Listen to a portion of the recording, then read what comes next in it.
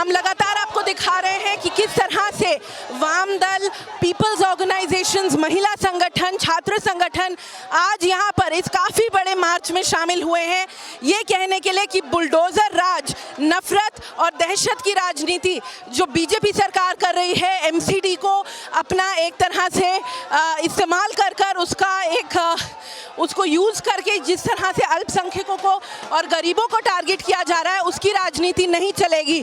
तो ये मार्च शुरू हो चुका है और ये जा रहा है गवर्नर के घर तक।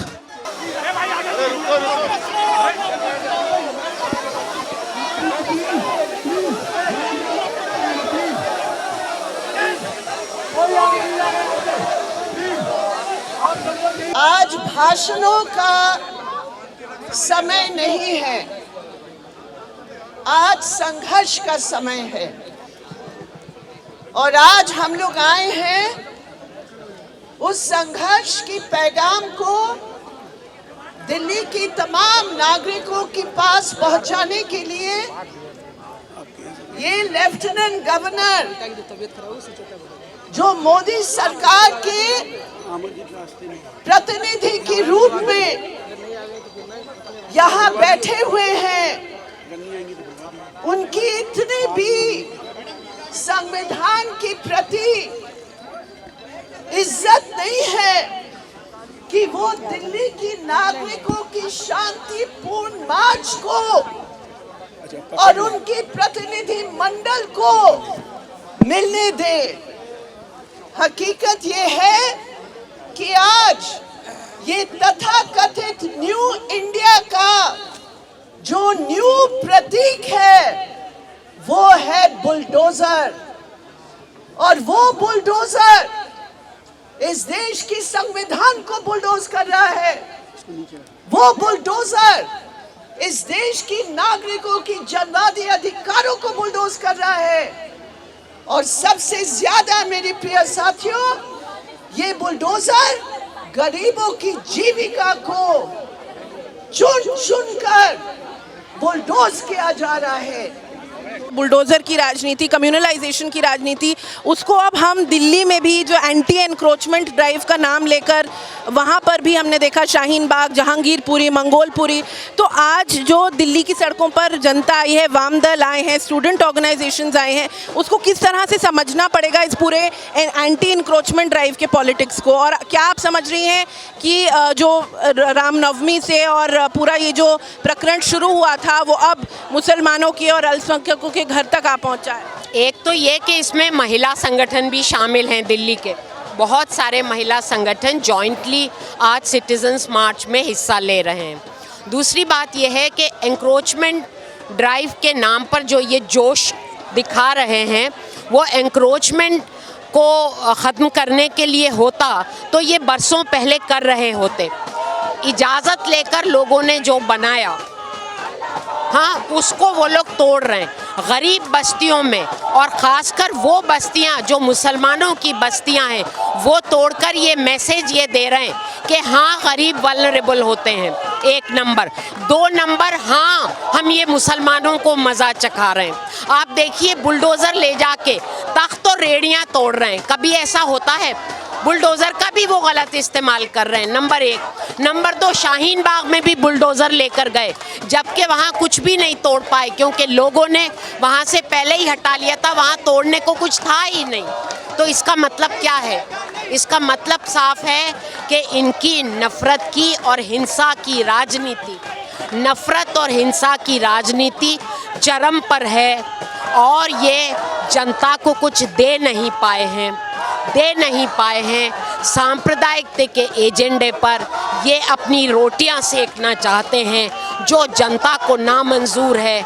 एक तरीके से दिल्ली में एमसीडी ने एक बुलडोज़र राज कायम करने का पूरा उनके पास एक प्लान है।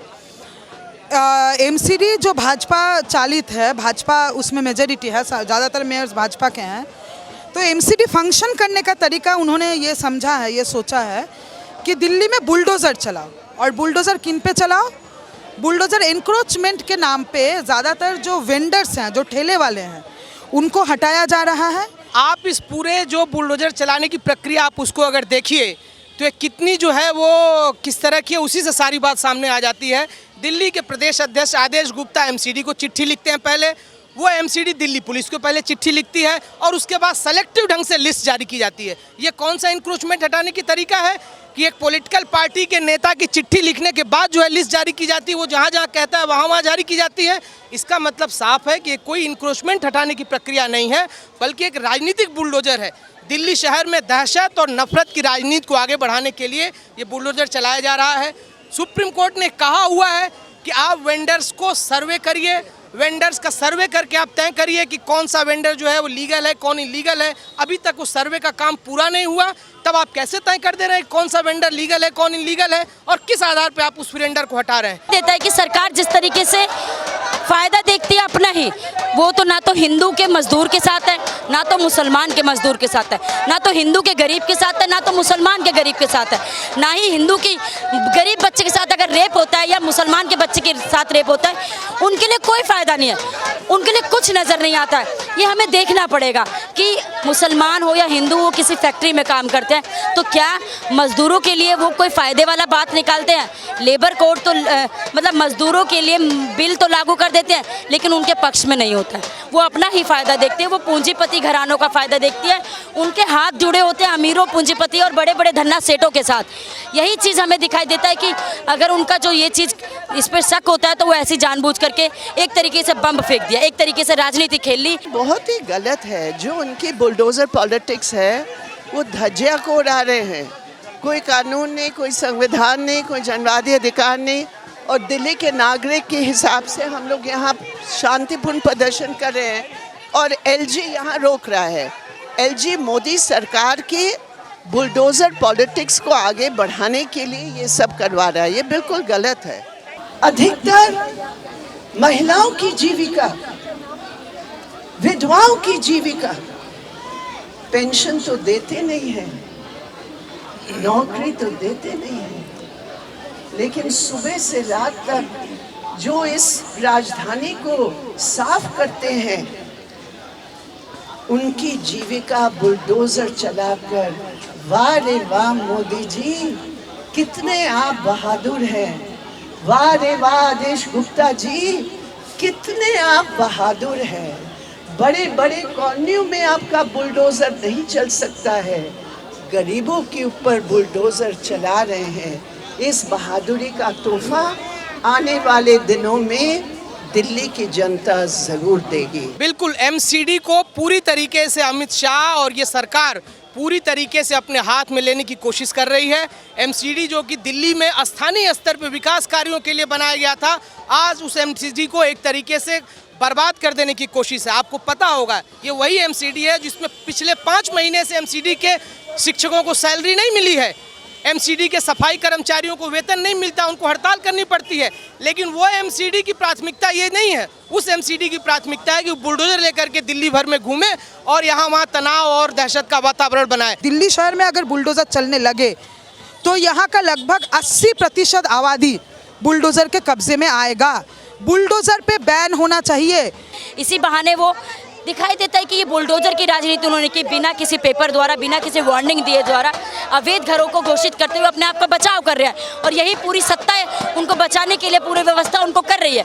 इसका विरोध करते हुए आज हम लोग इकट्ठा हुए और हम ये कह देना चाहते हैं सभी जनता के लोगों को जो यहाँ पे इस कंडीशन में परेशान है, जो गरीब मजदूर परिवार है, जो हिंदू हो चाहे मुसलमान हो, उनके साथ जो दिक्कतें हो रही है, उनके एकजुट होकर के हमें ये बात करनी पड़ेगी कि हमारे लिए रहने के लिए, खाने के लिए हमारी सरकार बात करती है, हमारे बच्चों के लिए पढ़ने के लिए हमारी सरकार बात करती है क्या? के लिए हम लोगों को एकता के साथ अपने पूर्वजों की याद करते हुए कि जो हिंदू मुसलमान की एकता करते करते उनके आज़ाद करते हुए शहीद हो गए, चाहे वो भगत सिंह हो, राजगुरु हो, सुखदेव हो, चाहे बिस्मिल्लाह हो, चाहे उसका अशफाकुल्लाह खां हो, चाहे सावित्रीबाई फुले हो, चाहे फातिमा शेख हो, इनकी एकता की बात करते हुए सरकार नजर नहीं आती, बस उनके चेहरों को दिखाते हुए चंद वोटों के लिए उनकी राजनीति खेलते हुए चली जाती है। और इसका विरोध करते हुए हम लोग आज इकट्ठा हुए हैं, और हम जब तक विरोध करेंगे, जब तक ये सरकार जिसके द्वारा ये बुलडोजर की राजनीति की गई है उनको जेलों में नहीं भर दिया जाता है, उनके ऊपर कड़ी निंदा के साथ हम लोग इसकी निंदा करते हुए उनको ये कह देना चाहते हैं, सभी जनता एकजुट होकर के इसका फैसला ले सकती है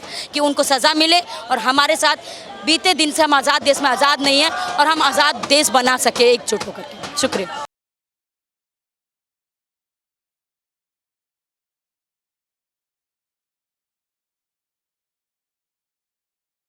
द वायर के और वीडियोस देखने के लिए सब्सक्राइब करें और बेल आइकन पर क्लिक करें। स्वतंत्र पत्रकारिता की आर्थिक मदद करने के लिए डिस्क्रिप्शन में दिए गए लिंक पर जाएं और अपनी राशि चुनें।